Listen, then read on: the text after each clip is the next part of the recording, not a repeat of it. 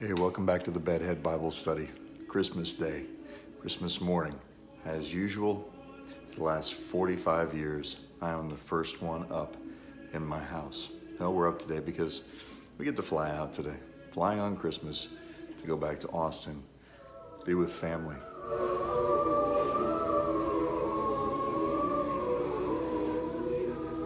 I want to tell you a story. I was a missionary's kid growing up, and so everything we had to fit in a very small area because we could be picking up and going to the Philippines at any time, or Trinidad, or wherever we happened to be stationed at the time, or going to, or visiting.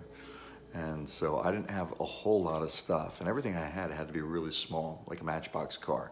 So Matchbox cars were my most common Christmas gift. In 1978, there was a film that was in theaters, you might remember, called Star Wars.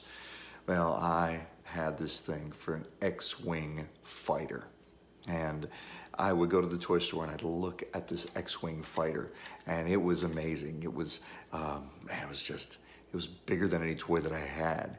And it was $29.95, which in 1978, I could break a missionary's bank.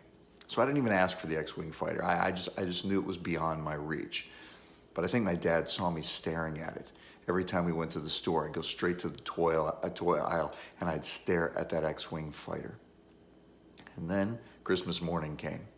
I went down to the tree, and we had a very tiny little tree, Charlie Brown style Christmas tree. And I look under the tree, and there's my small gifts, and I get my Matchbox cars, get a couple little games to play with, and I was happy. It was Christmas. It was great, and I was just used to getting small things. And as I walked away back to my place to play, and my place, by the way, was just my corner of the trailer that we lived in, because we were very transient people.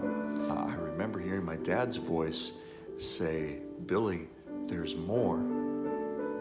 I turned around, went back to where he was sitting in his chair, and he reached around behind his chair, and he pulled out a box, and in the box was 1978 first edition original X-Wing fighter. It's seen a lot of battles, as you can tell. It's been played with hard, but I keep this with me. I keep this around to remind me of what it's like to be a child on Christmas. But I also keep it around to remind me that my Father's voice, just like my Heavenly Father's voice, is always telling me there's more. Just when you think you've seen it all, just when you think you've unpackaged all of the goodness, there's always more. I know the nerds watching this, my fellow nerds, want to know, does it still work? Yes, it does. Merry Christmas to you, and may you hear your Father's voice today saying, hey, there's more. Just when you think you've unpackaged it all, there's just a little bit more, and it goes beyond anything you've ever imagined. Merry Christmas. Have a great day.